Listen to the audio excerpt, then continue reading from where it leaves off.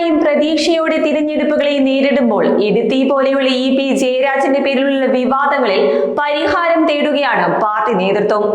വയനാട് ചേലക്കര ഉപതിരഞ്ഞെടുപ്പ് ദിനത്തിലും ഇതിനു മുമ്പ് ലോക്സഭാ തിരഞ്ഞെടുപ്പ് ദിനത്തിലും പിയുടെ പേരിൽ ഒരു വിവാദം കത്തിപ്പടർന്നതാണ് CPM-നെ ചിന്തിപ്പിക്കുന്നത്.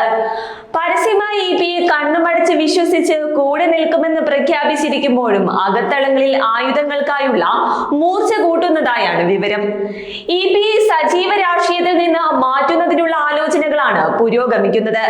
CPM പാർട്ടി കമ്മിറ്റികളിലെ 75 വയസ്സെന്ന പ്രായപരിധി നടപ്പാക്കിയാൽ കേന്ദ്ര കമ്മിറ്റിയിൽ നിന്നും പി ജയരാജൻ തെറിക്കുമെന്ന് ഉറപ്പാണ്. പ്രായം 75നോട് അടുക്കുന്നത് നേതൃത്വത്തിൽ നിന്നും വിരമിക്കാൻ സമയമായി എന്ന് പിയെ ഓർമ്മിപ്പിക്കുന്നുമുണ്ട്. നിലവിലെ നേതൃത്വവുമായും സാക്ഷാൽ പിണറായിയുമായും അകന്നതും നിരന്തരം ഉണ്ടാകുന്ന വിവാദങ്ങളും ഇതിന്റെ ആക്കം കൂട്ടുകയാണ്.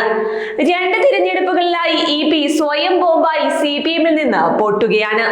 ഈ പ്രകമ്പനത്തിൽ CPM കൂടി വിറയ്ക്കുകയാണെന്നതാണ് സത്യം.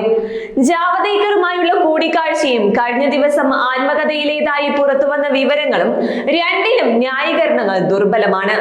പാർട്ടി സമ്മേളന കാലത്തെ ഈ തിരിച്ചടി മറികടക്കുക പിക്ക് എളുപ്പമല്ല. പ്രത്യേകിച്ചും അവസരമോഹികൾ ഏറെയുള്ള CPM-ൽ ഈ വർഷം പ്രായപരിധിയിലാക്കും ഇളവ് നൽകേണ്ടത് ഏറെക്കുറെ തീരുമാനവുമായിട്ടുണ്ട്. അതുകൊണ്ട് തന്നെയാണ് ഈ സമ്മേളനത്തോടെ കമ്മിറ്റികളിൽ നിന്നും ഒഴിയുമെന്ന് പ്രഖ്യാപിച്ച പ്രകാശ് കാരാട്ടിനെ സീതാറാം യെച്ചൂരിയുടെ മരണശേഷം ജനറൽ സെക്രട്ടറി ആകാതെ കോർഡിനേറ്റർ ആക്കിയത്. പ്രായപരിധി നടപ്പിലാക്കിയാൽ പിണറായി വിജയൻ, AK ബാലൻ, PK ശ്രീമതി എന്നിവർ കേന്ദ്ര കമ്മിറ്റിയിൽ നിന്നും ഒഴിവാകേണ്ടി വരും. ഇതിൽ മുഖ്യമന്ത്രി എന്ന നിലയിൽ പിണറായി വിജയന് മാത്രം ഒരുപക്ഷെ ഇളവ് ലഭിക്കുമെന്നാണ് പ്രതീക്ഷിക്കുന്നത്. അങ്ങനെ വന്നാൽ PB-യിലേക്ക് ഒഴിവുണ്ടാകില്ല. കേന്ദ്ര കമ്മിറ്റിയിൽ വരുന്ന 2 ഒഴിവുകളിലേക്ക് കണ്ണുനട്ട് ഇപ്പോൾ തന്നെ CPM-ൽ നീക്കങ്ങൾ തുടങ്ങിയിട്ടുണ്ട്.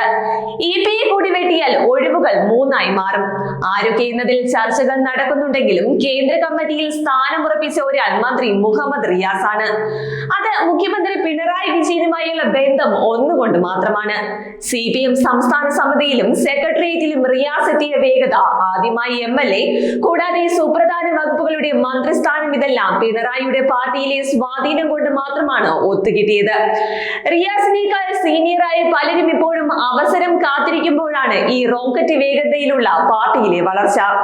ഈ ചരിത്രം മുന്നിലുള്ളത് കൊണ്ട് തന്നെയാണ് മധുരയിൽ നടക്കുന്ന 24ാം പാർട്ടി കോൺഗ്രസോടെ റിയാസ് കേന്ദ്ര കമ്മിറ്റിയിൽ എത്തുമെന്ന് എല്ലാവരും ഉറച്ചു വിശ്വസിക്കുന്നത്. ഇപ്പോൾ സാധിച്ചില്ലെങ്കിൽ റിയാസിനായി അടുത്ത തവണ ഇറങ്ങാൻ പിണറായിക്ക് ഈ കരുത്തുണ്ടാകുമോ എന്ന് ഉറപ്പിക്കാനാവില്ല. അതുകൊണ്ട് തന്നെയാണ് ആര് വന്നില്ലെങ്കിലും റിയാസ് വരുമെന്ന് രാഷ്ട്രീയ കേരളം ഉറച്ചു വിശ്വസിക്കുന്നത്.